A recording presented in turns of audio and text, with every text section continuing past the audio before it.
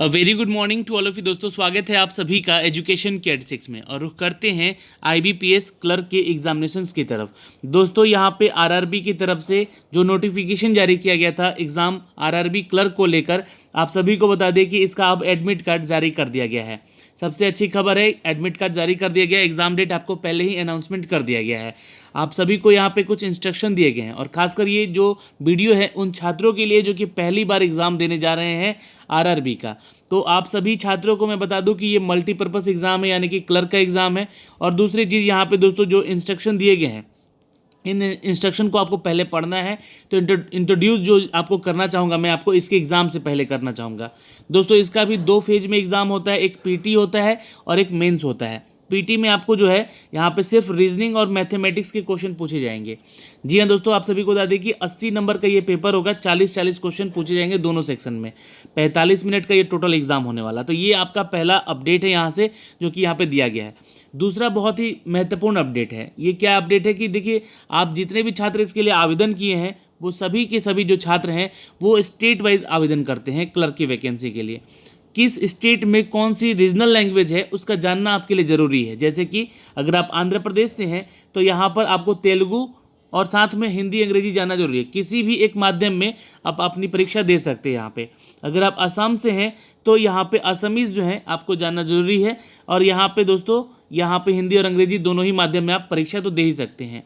इसी तरह हर एक राज्य में अलग अलग यहाँ पे भाषाएं हैं, जिन भाषाओं में आप यहाँ पे परीक्षा दे सकते हैं। चाहे कर्नाटक हो, चाहे मध्य प्रदेश हो, चाहे बिहार हो, चाहे उत्तर प्रदेश हो, हर एक क्षेत्र में। लेकिन जो हिंदी राज्य हैं वहाँ पे हिंदी और अंग्रेजी 2 ही भाषाओं में आप अपनी परीक्षाएं दे सकती हैं। तो ये डिटेल है सारा दोस्तों यहाँ पे आपको इसकी परीक्षा को लेकर। जी हाँ, the version of the test will be conducted in the English languages as applicable to the state. जिस स्टेट से अगर आप आते हैं उस स्टेट में अगर कोई रीजनल लैंग्वेज के लिए अपडेट किया गया है तो उस लैंग्वेज में भी आप अपनी परीक्षा दे सकते हैं। दोस्तों अंग्रेजी और हिंदी 2 ही, और इसके साथ साथ जो रीजनल लैंग्वेज है यहाँ पे उसको सेलेक्ट करके आप अपनी भाषा बदल सकते हैं। लेकिन किसी किसी स्टेट में, जैसे कि वेस्ट बंगाल में, यहाँ पे बंगाली और अंग्रेजी और हिंदी ये 3 भाषाएँ हैं। जैसे कि आपको यहाँ पे इन सभी भाषाओं में आप परीक्षा दे सकते हैं, ठीक है। लेकिन जहाँ पर हिंदी राज्य है जैसे कि राजस्थान, तो हिंदी और अंग्रेजी 2 ही भाषा में आप परीक्षा दे सकते हैं, ठीक है। तो ये ध्यान रखिएगा, यहाँ के स्टेट लैंग्वेजेस जो हैं उसको ध्यान में रख के यहाँ पे दिया गया है, जो कि राज्य की भाषा होती है हर स्टेट की। तो ये सारे अपडेट हैं दोस्तों यहाँ पर आपको लेकर, इसके एग्ज़ाम को लेकर। लेकिन उन छात्रों के लिए जो कि पहली बार एग्ज़ाम दे रहे हैं, जैसा कि मैंने आपको यहाँ पे बताया है, उनके लिए वीडियो इंपॉर्टेंट है। क्यों? क्योंकि देखिए यहाँ पे आपको ना एक सैम्पल पेपर दिया गया है। सैम्पल पेपर इसलिए दिया गया कि जो क्वेश्चन का पैटर्न है वो आपको पता चल सके। क्वेश्चन का पैटर्न अगर पता चल जाएगा कि रीजनिंग में और मैथ में कैसे क्वेश्चन, किस लेवल के क्वेश्चन होते हैं, तो आपको वहाँ पे आसानी हो जाएगी। लेकिन ये पेपर वाइज दिया गया है, तो आपको मैं बता दूं कि आप इसका ना ऑनलाइन टेस्ट मार सकते हैं। ऑनलाइन टेस्ट के लिए आपको क्या होगा कि आप जैसे कि IBPS के ऑफिशियल वेबसाइट पे भी फ्री टेस्ट दिए जाते हैं कुछ, तो वहाँ से भी जाके आप प्रैक्टिस कर सकते हैं ऑनलाइन टेस्ट का, कि किस तरह से आपको वहाँ पे एग्ज़ाम में दिक्कत ना हो। जब आप पहली बार एग्ज़ाम में जाते हैं और कंप्यूटर से रूबरू होते हैं तो वहाँ पे आप लोग को दिक्कत होती है। लेकिन अब यहाँ पे क्या है कि इस टेस्ट को आप लोग दे सकते हैं IBPS के ऑफिशियल वेबसाइट से भी जाके, वहाँ पे आपको जो है डेमो टेस्ट दिया गया है वहाँ पे, ठीक है। अब मैं आपको एक चीज़ क्लियर कर दूं यहाँ पे कि देखिए जो पैटर्न है एग्जाम का वो रीजनिंग और मैथमेटिक्स को लेकर है, यानी कि PT में यही 2 सब्जेक्ट पूछे जाएंगे। तो किस लेवल का एग्जाम में क्वेश्चन पूछा जाएगा, इन सभी प्रश्नों को देखकर आप लगा सकते हैं, ठीक है। ये जो क्वेश्चन है ये आपके हिंदी और अंग्रेजी दोनों ही भाषा में आपको अवेलेबल होगा जब आप ऑनलाइन टेस्ट मारने जाएंगे तो, ठीक है। जिस स्टेट को चुनेंगे उस स्टेट का भी आपको रीजनल लैंग्वेज वहाँ पे दिया रहेगा। दोस्तों यहाँ पे न्यूमेरिकल एबिलिटी का भी कुछ क्वेश्चन देख सकते हैं कि इस पैटर्न पे आपके जो क्वेश्चन यहाँ पे पूछे जाएंगे। दोस्तों ये देखिए क्लर्क लेवल का एग्ज़ाम है, तो यहाँ पे आप लोगों को थोड़ा सा जो क्वेश्चन होगा वो कैलकुलेटिव हो सकता है, तो इस पर आप ध्यान रखिएगा।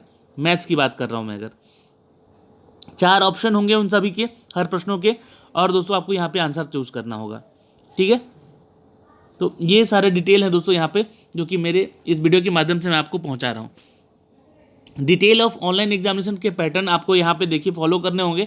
आप ऑनलाइन भी चीज़ें देख सकते जाके। पहले तो आपको लॉगिन करना होगा स्क्रीन पे, फिर उसके बाद दोस्तों आपको 1 घंटा पूरा समय दिया जाएगा। एक्चुअली 45 मिनट का एग्ज़ाम है, लेकिन 1 घंटा पूरा समय रहेगा आपके पास एग्ज़ाम में एंटर करने का, लॉगिन करने का और फिर उससे बाहर आने का। Clock will be the set as the server, यहाँ पे सर्वर पे सेट किया रहेगा। जैसे ही आपका कोई एग्जाम मान लीजिए कि बीच में कंप्यूटर ख़राब होता है या फिर कुछ भी सर्वर के डाउन से ख़राब होता है, तो आपका क्यूज जो है मतलब जो क्वेश्चन सेट है वहीं से स्टार्ट होगा जहाँ से आपने स्टॉप किया था। तो इस बात का बिल्कुल चिंता मत कीजिएगा, आपको समय यहाँ पे पूरा 45 मिनट मिलेगा, लेकिन आपको अपनी स्पीड क्या है तो अच्छे से पढ़ानी पड़ेगी, तभी आप इसका एग्ज़ाम दे पाएंगे।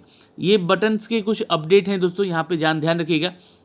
यहाँ पे अगर आपने इस तरह के बटन कर छोड़ दिए, इसका मतलब कि आपने उस क्वेश्चन को ना तो देखा है ना ही अटेम्प्ट किया है, ठीक है। अगर आपने रीड कर दिया यानी कि देखा तो है लेकिन आपने अटेम्प्ट ही नहीं किया, आपने उसका आंसर सही नहीं दिया है, छोड़ के चले गए, ठीक है।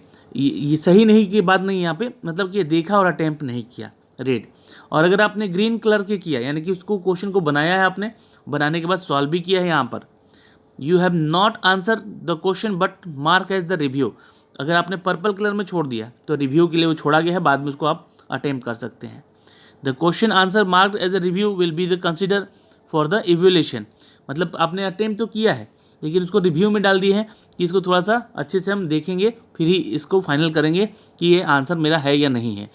अगर आपने ऐसे ही छोड़ दिया तो इसका आंसर का कैलकुलेशन आपका नहीं किया जाएगा, सिर्फ जो ग्रीन होगा वही क्वेश्चन का आंसर वहाँ पे सेलेक्ट होगा और चेक किया जाएगा कंप्यूटर के द्वारा। तो दोस्तों ये सारे अपडेट हैं यहाँ से, और आप यहाँ पे जो भी क्वेश्चंस आपको दिए गए हैं, मान लीजिए कि आपने पूरा पेपर दे दिया, पेपर देने के बाद आपको क्या होगा कि सेव एंड नेक्स्ट करके हर क्वेश्चन पे क्लिक करते जाना है, यानी कि जो भी क्वेश्चन आपने अटेम्प्ट किया उसको सेव एंड नेक्स्ट करते जाइएगा और अगले क्वेश्चन पे यह पहुंचाता जाएगा आपको। और ये मार्क एंड रिव्यू वाला जो क्वेश्चन है लास्ट में पूछेगा भी यहाँ पे कि इसके आंसर क्या करने हैं यहाँ पे, ठीक है। तो ये ध्यान रखेंगे। तो यहाँ से आप क्या है कि इसके आंसर देख सकते हैं और इसके क्यू जो है आप जाके चेक कर सकते हैं ऑफिशियल वेबसाइट पे जाके, ताकि सारी चीज़ें जो हैं आप तक ये मिल सके दोस्तों।